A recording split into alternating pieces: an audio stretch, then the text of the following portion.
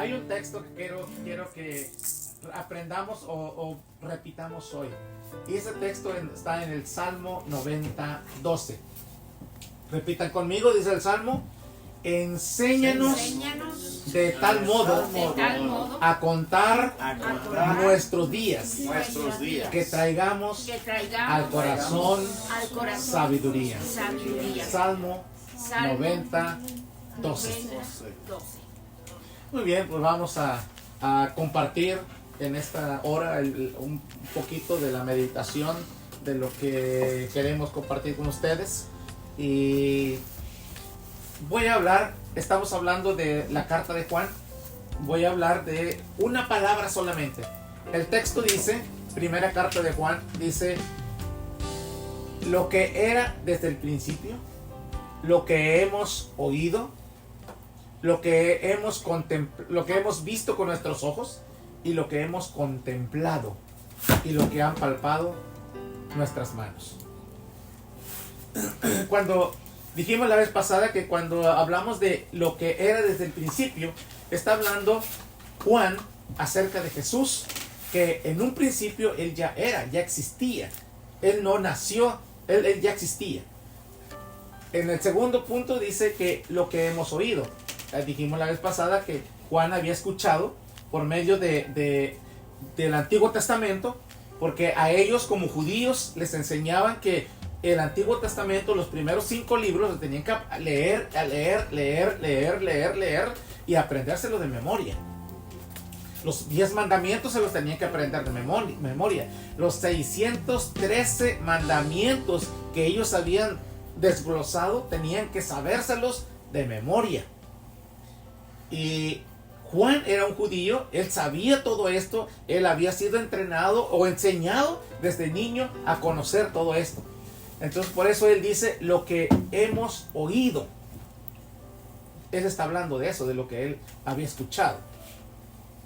Y esto lo vemos nosotros, que cuando Jesús fue tentado en el desierto, él no sacó la Biblia.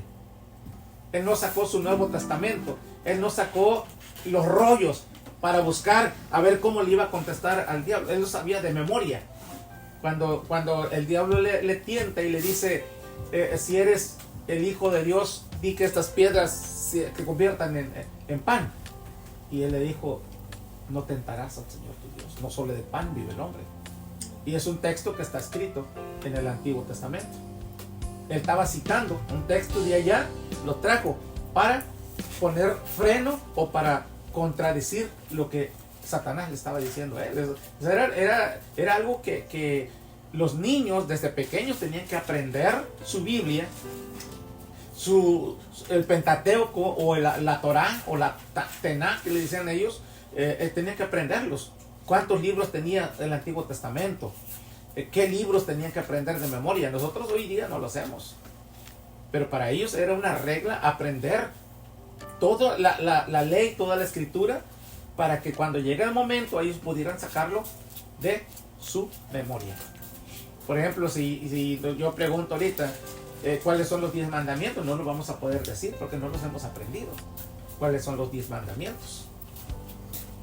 Cuando Juan dice lo que hemos oído, está hablando precisamente de lo que él aprendió desde niño. Pero después dice lo que han visto nuestros ojos. No solamente sabe que Jesucristo vivía en un principio, antes de la creación del mundo. No solamente lo escuchó, ahora lo miró. Él vio a Jesús. Él vivió con él. Él estaba con él. Pero después dice lo que hemos contemplado. Y aquí me voy a detener. La palabra contemplar. Cuando Juan dice que él contempló a Jesús, fue que él se detuvo a verlo. Como cuando tú te sientas y ves a una persona y le quedas mirando. Lo estás estudiando, lo estás contemplando. ¿Cómo es esa persona? Y luego te haces una idea y dices: esta persona es así. Lo hemos hecho, ¿verdad? Alguna vez lo hemos hecho. Y conocemos a las personas, decimos, esta persona es así, esta persona es así, o aquella persona es así, o esta persona es de esta forma, porque lo hemos contemplado, lo hemos visto y hemos tratado de conocer su pensamiento, su actitud, cómo se comporta, cómo reacciona, todo eso. Cuando Juan dice, lo hemos contemplado. Y no solamente Juan dice que él lo contempló, también nos enseña que nosotros tenemos que contemplar a Jesús. Entonces la pregunta es, ¿conoces a Jesús realmente? ¿Sabes quién es Jesús? Cuando Juan escribe la primera carta, él está enseñando quién es Jesús. ¿Por qué razón Juan enseña quién es Jesús? Dice, Jesús es el que perdona pecados. Jesús es el que vino para tener una relación íntima con Dios, con Él. Él trajo la imagen del Padre que está en el cielo, lo trajo a la tierra y le dijo a uno de sus discípulos, si tú me has visto a mí, conoces al Padre. Porque Él y el Padre eran similares, eran iguales. No había mucha diferencia, o no había diferencia. Como era el Padre, era el Hijo. Y como es el Hijo, es el Padre. Esto lo podríamos ilustrar de esta forma. Cuando un papá tiene un hijo, muchas veces decimos, ese niño se parece a su papá. ¿Verdad que sí? Decimos, ¿cómo se parece a tu papá? Cuando ya crece, ya no se parece, porque ya tiene su propio pensamiento y tiene su propia idea. Pero cuando es pequeño, el niño siempre trata de ser igual que el papá. Lo imita en todo. Quiere ser igual que el papá. Porque esa es su imagen que él tiene de niño. Su imagen principal es papá. Y la niña, la mamá, trata de imitarlo. Se pinta, se pone sus zapatos, aunque estén grandotes, pero se los pone, quiere usarlos. Se carga la bolsa de su mamá, está imitando a su mamá. Lo que Juan está haciendo aquí, y yo le voy a explicar esto para conocer un poquito. ¿Por qué Juan está diciendo que tenemos que contemplar a Jesús? Porque el propósito de la carta de Juan, él estaba tratando de levantar la imagen de Jesús. ¿Quién es Jesús? ¿Cómo lo debemos conocer? ¿Cómo lo vamos a interpretar? ¿Cómo nos vamos a relacionar con Jesús? Porque en ese tiempo hubo un movimiento que se levantó, que se llamó el gnosticismo. Era un movimiento que estaba contradiciendo el cristianismo. El gnosticismo decía, nosotros somos especiales. Yo tengo el conocimiento. Gnosticismo significa conocer, sabiduría, conocimiento. Conocimiento, gnosticismo. Entonces, ellos decían, nosotros tenemos el conocimiento, nosotros somos especiales, fuimos creados de tal forma que nosotros no somos imperfectos como todos los demás. Los demás son imperfectos, nosotros somos los especiales, tenemos el conocimiento, traemos la idea, sabemos cómo liberarlos a la gente, cómo guiarlos en un conocimiento. Entre más sabes, mejor. Y ellos decían que el cristianismo estaba equivocado. Y empezó a entrar esa idea en el cristianismo, que se empezó a mezclar. Hubo una mezcla entre cristianismo y gnosticismo. Entre cristianismo y sabios, que decían, nosotros somos sabios, nosotros somos los mejores, nosotros sabemos todo, nosotros les vamos a enseñar a ustedes, nosotros somos especiales, nosotros somos los iluminados, por decirlo así. Ellos creían importantes. Y Juan, al ver esta situación que estaba ocurriendo, escribe la carta y le dice, hijitos, les escribo esta carta para que no pequen. Hijitos, les escribo esta carta para que ustedes aprendan a tener comunión con Jesús. No traten de vivir una vida donde digan, voy a hacer esto para yo ser salvos. No, ustedes ya son salvos por medio de la fe. Déjame decirle cómo está el gnosticismo hoy en día, en nuestro tiempo. personas que dicen, ¿ya recibiste a Cristo en tu corazón? Sí. ¿Ya te bautizaste? No. Necesitas que bautizarte porque si no, no eres salvo.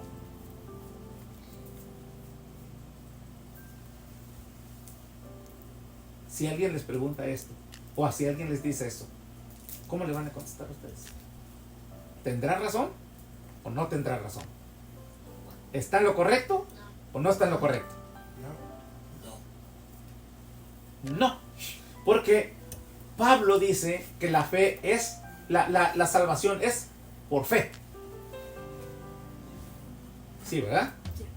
Dice, el justo por la fe vivirá. La salvación es por fe. Y cuando tú te encuentras con un líder que te dice, bautízate, si no, no vas a entrar en el reino de los cielos, ¿qué le vas a decir? Mentiroso. Mentiroso.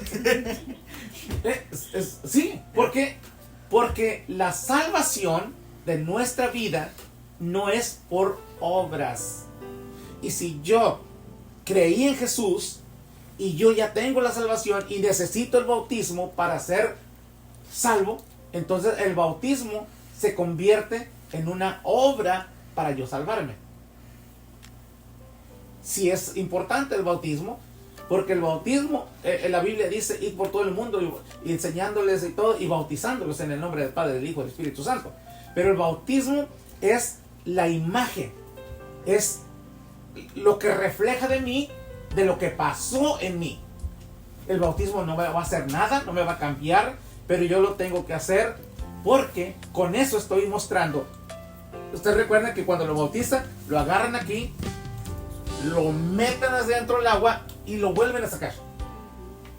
Es el símbolo de que este pecador recibió a Cristo en su corazón y murió, y ahora se levantó en una nueva persona. Una persona que tiene a Cristo en su corazón. El hombre pecador murió. Claro que van a surgir todavía esos síntomas y esos deseos de pecar y todo, pero ya esa persona ya no es la que era antes. Porque antes pecaba de una forma sin tener ninguna conciencia.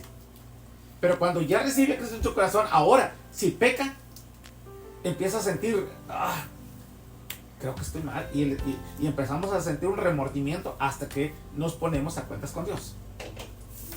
El gnosticismo de aquel tiempo decía, sí, ya tienes a Cristo en tu corazón, ya recibiste a Cristo en tu corazón, pero necesitas circuncidarte. Necesitas ser parte de la cultura judía. Necesitas guardar el sábado. Necesitas cumplir con las leyes, con las reglas, con los 10 mandamientos. No. La salvación es por fe. ¿Cómo lo podemos explicar esto? Cuando Jesús estaba en la cruz, había un ladrón de un lado y el otro del otro lado. Uno de ellos reconoció a Jesús como el rey, como el que iba a venir al mundo para morir y ser un sacrificio para salvar al mundo. Y él lo reconoció como Señor y le dijo, Señor, acuérdate de mí cuando vengas en tu reino. ¿Se bautizó el hombre? ¿Fue a la iglesia? ¿Dio diezmo? ¿Hizo rituales? No. Y el Señor se lo llevó. ¿Qué fue lo que lo salvó a él? La fe en Jesús. Entonces, eso era lo que hacía el gnosticismo en ese tiempo. Quería meter, aparte de la salvación, meter otra cosa para que se cumpliera y se hiciera eso. Hoy en día, Juan está diciendo, vamos a contemplar a Jesús. Pero la contemplación de mi fe a Jesús, al estar contemplándolo, mirándolo, eso no tengo que hacer absolutamente nada que ayude a mi salvación con Jesús. Mi salvación ya la tengo. Yo creí en Jesús. Todo lo demás son frutos. Pero yo no necesito esto para ser salvo. Eso es lo que tenemos que entender nosotros. Si yo voy a cambiar mi vida, es porque yo estoy dando fruto de que yo ya fui cambiado. Si yo voy a bautizarme, es porque estoy dando testimonio de que yo ya morí el pecado y ahora soy una nueva persona. Si yo voy a ir a la iglesia, es porque yo siento agradecimiento con Dios, porque Él me salvó, Él me perdonó, Él me sacó del pecado y ahora me está dando una oportunidad para caminar con Cristo. Contemplar, si tú lo buscas en el diccionario, ahora ya no tenemos diccionario, pero ahora le preguntas a Siri o le preguntas a quien sea y le preguntas qué significa contemplar, te va a dar 5 significados. Pero a mí me gustó el último. El último significado de contemplar, dice, es una actitud excesiva, o sea, una actitud exagerada de agradar a alguien para que ese alguien no se enoje contigo. Entonces, si lo aplicamos en mi vida con Dios, o sea, es una actitud exageradamente complaciente con Dios, de tal forma de que yo voy a portarme muy bien y no voy a hacer cosas que desagraden a Dios, de que Dios se enoje conmigo. Voy a tratar de agradarlo. Eso es contemplar. Contemplar. Y el salmista en el Salmo 27:8, cuando hace la oración, en el 7 dice, escucha Jehová mi voz con que a ti clamo, ten misericordia de mí y respóndeme. Es el versículo 7. Pero el versículo 8 dice, mi corazón ha dicho de ti, busca mi rostro. Y él responde, tu rostro buscaré. Y luego dice aquí, dice, no escondas de mí tu rostro, no apartes con ira a tu siervo. ¿Qué está diciendo? He fallado, he dudado, he pecado, pero he decidido contemplarte, porque el versículo 4 dice, una cosa he demandado a Jehová y esta buscaré.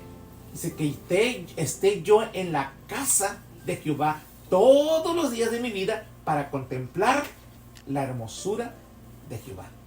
Amén. Y para inquirir, o sea, para preguntarle a Dios, ¿qué quieres que yo haga? ¿Cómo quieres que yo viva? ¿Cómo quieres que yo me presente cada día en tu vida? Entonces, contemplar, la palabra contemplar, cuando Juan dice que ellos contemplaron a Jesús, es porque Juan contempló y conoció a Jesús mirándolo, se acercó, él estaba ahí. Si tú leemos los evangelios, vemos que el único discípulo que se mantuvo al lado de Jesús en el arresto, cuando estaba sentenciado allá, cuando le pusieron los látigos en la espalda, cuando le pusieron la corona, cuando le pusieron, se burlaban de él y lo latigaban y lo llevaron cargando la cruz, el único discípulo que estuvo hasta el momento de la crucifixión fue Juan. ¿Por qué? Porque los demás no. Porque no se dieron el tiempo de conocer a Jesús. Y Jesús es el único que en su evangelio, en el evangelio de Juan, dice, Jesús es el pan de vida. Jesús es el camino. Jesús es el buen pastor. Jesús es el que estaba en el cielo. Jesús es el que vino a la tierra. Jesús es el que se manifestó. Jesús es el que murió por nosotros. Él es el único que pudo entender realmente quién era Jesús. Por eso, cuando vino la presión, cuando vino el problema, cuando vino la situación difícil, él no corrió. Él dijo, yo sé quién es Jesús y yo voy a estar con Jesús, pase lo que pase. ¿Qué pasó con Pedro? Pedro no se tomó el tiempo de contemplar a Jesús. Él era rápido para actuar. Jesús le dijo allá, estaba en el mar. Jesús venía caminando en el agua y le dice Pedro, ¿eres tú, Señor? Y dice Jesús, sí. Dime que vaya contigo. Y Jesús le dice, ven. Y Pedro no lo pensó. Se bajó de la barca y empezó a caminar sobre las aguas. Cuando se dio cuenta, volteó y dijo, eso no puede ser. Y le grita, sálvame, Señor. Viene Jesús, lo levanta. ¿Y en qué se paró Pedro cuando Jesús lo levantó de la mano? en el agua. Y le dijo, hombre de poca fe, ¿por qué dudaste? Si ya lo estabas haciendo. Él era rápido para actuar. Y ven que Pedro no se detenía. Jesús le dijo una vez, oye, hay que pagar los impuestos. ¿Traes dinero? No, pues no traemos. Le dice Jesús, ve y tira al anzuelo y pesca un pez. Y cuando lo hayas agarrado, ábrele la boca, le vas a encontrar una moneda, sácala, ven y paga los impuestos. Pedro nunca le preguntó a Jesús, Señor, ¿cómo voy a encontrar una moneda en la boca de un pescado? Ni que fuera una alcancía. No, él se dio la vuelta y se fue. Tiró el anzuelo, sacó el pez, le abrió la boca, hasta la moneda, sacó y se fue. Él no preguntó. ¿Por qué? Porque él era así. Pero, ¿qué pasó? Cuando Jesús fue arrestado, Pedro estaba ahí, al lado de Jesús. Y él miraba a Jesús. Y miraba a la multitud. Cuando la multitud vino y Jesús les preguntó, ¿a quién buscan? Y él dijo, a Jesús Nazareno, dijeron ellos. Y Jesús le dijo, yo soy. ¿Saben qué pasó cuando él dijo, yo soy? Se cayeron. La gente se cayó al piso. Y Pedro miró eso y dijo, tenemos el control. Mi maestro tiene el control. Y se levantaron la gente otra vez. Y vuelve a preguntar a Jesús, ¿a quién busca? Y le dice, a Jesús Nazareno. Y le dice, ya les dije, yo soy. ¡Pum! Otra vez por el piso. Y Pedro dice, estamos ganando. Pero cuando se acerca Judas, le da el beso, lo abraza y lo arrestan a Jesús. Dijo Pedro, aquí ya las cosas no están funcionando como yo pensé. Saca la espada y le tira el espadazo a Malco. Pero como Pedro no era un peleador de espadas, le falló. Eso lo tiró a pegarle en la cabeza. Le tumbó en la oreja. ¿Y qué le dice Jesús? Pedro, guarda tu espada. No vamos a pelear. Levanta la oreja, le pone la oreja a Malco, le dice que se llamaba Malco. Y Pedro dijo, entonces, ¿ahora qué vamos a hacer? Le dijo, guarda tu espada. No vamos a pelear. Vamos a cumplir. Pedro le entró un temor y salió corriendo. Se fue asustado. ¿Por qué? Porque él conocía a Jesús, pero no lo suficiente como para decir, yo me voy a quedar con Jesús, pase lo que pase. Como Juan, que había conocido a Jesús más profundo que Pedro.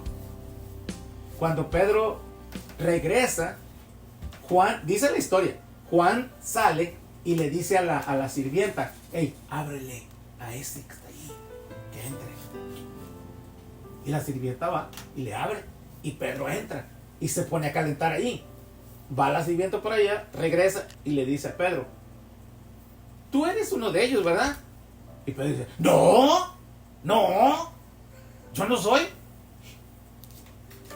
Mi pregunta que yo me hago, ¿cómo es que Pedro negó que no era un seguidor de Jesús cuando Juan le dijo a la sirvienta, deja que entre él? La sirvienta sabía quién era Pedro porque Juan le había dicho que abriera la puerta. Después viene otra vez la sirvienta, no, si tú eres de ellos. No, yo no soy de ellos, yo ni lo conozco. ¿Qué estaba pasando? Pedro estaba entrando en una presión, estaba lleno de temor, estaba en un momento complicado. Cuando llegaron los soldados, los alguaciles, allí se pasaron a calentar y vieron a Pedro y le dijeron, oye, ¿tú eres de ellos? Y Pedro allí explotó. ¡Pum! Dijo, no, yo no soy de él, yo no conozco a ese hombre. Y empezó a maldecir. ¿Qué es lo que le llevó a que saliera lo que traía dentro de su corazón? Las maldiciones y todo. Porque Pedro estaba acostumbrado a hablar mal hablado y maldiciente, porque él vivía en un ambiente de pesca, de pescadores. Esa era su vida. Y cuando fue presionado por la situación, llegó un momento en que ¡pum! Explotó y salió todo lo que estaba dentro. Empezó a maldecir. ¿Por qué? Porque Pedro solamente conocía a Jesús y lo seguía y obedecía y todo, pero no se detuvo a contemplar a Jesús y conocerlo y decir, este es mi Señor. ¿Cuándo ocurrió eso? Cuando Jesús resucita y va a la orilla del mar y ve a los discípulos y le dice, ¿tienen pescados? Y dicen, no, tienen la red por el otro lado. Y en ese momento Juan le dice a Pedro, es el Señor. Y Pedro no lo pensó, se puso la ropa y se aventó al agua y salió. ¿Qué es cuántas veces lo negó Pedro? 3 veces. ¿Cuántas veces le preguntó Jesús a Pedro, ¿me amas? 3 veces. Le dijo, Pedro, ¿me amas? Sí, Señor, yo te amo. Le vuelvo a preguntar, Pedro, ¿me amas? Sí, Señor, yo te amo. Y la tercera vez le dice, Pedro, ¿me amas? Pedro en ese momento reaccionó. Dijo, Señor, tú sabes que yo te amo. Allí él dobló su corazón y reconoció a Jesús. Y desde ese momento Pedro cambió. Su vida fue diferente. Ahora era igual que Juan. Ahora él ya sabía quién era Jesús. Él entendió quién era Jesús y empezó a vivir una vida llena del Espíritu Santo. Ya no era el hombre temeroso. Se paró enfrente del grupo de toda la gente que estuvo gritando, crucifiquen a Jesús, crucifiquen a Jesús. Se paró enfrente y le dijo, arrepiéntanse y conviértanse al Señor. Que no tenía miedo, porque conoció que Jesús estaba con él, pasara lo que pasara. Y eso es lo que Juan trata de dar a entender aquí.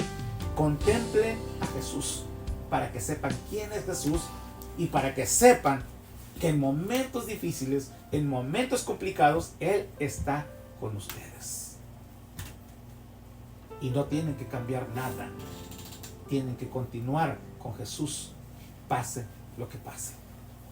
Eso es lo que Juan nos enseña en esta mañana, en esta carta. Solamente una palabra sacamos de allí para sacar toda la enseñanza de hoy de cómo conocer a Jesús. Por eso preguntaba al principio, ¿conoces a Jesús realmente? ¿Quién es Jesús? Cuando tú empiezas a conocer a Jesús, empiezas a saber quién es Jesús. Y en momentos difíciles, tú no tienes que correr como Pablo. En momentos difíciles, no vas a explotar, porque Jesús está contigo. Porque Jesús tiene el control de tu vida. Tú le has entregado. ¿Qué significa contemplar? Una actitud exageradamente complaciente con Jesús, para que cuando nos portamos de tal forma tan complaciente con Jesús, evitamos ver el rostro enojado de Jesús o que nos rechace, que diga, no quiero saber nada contigo.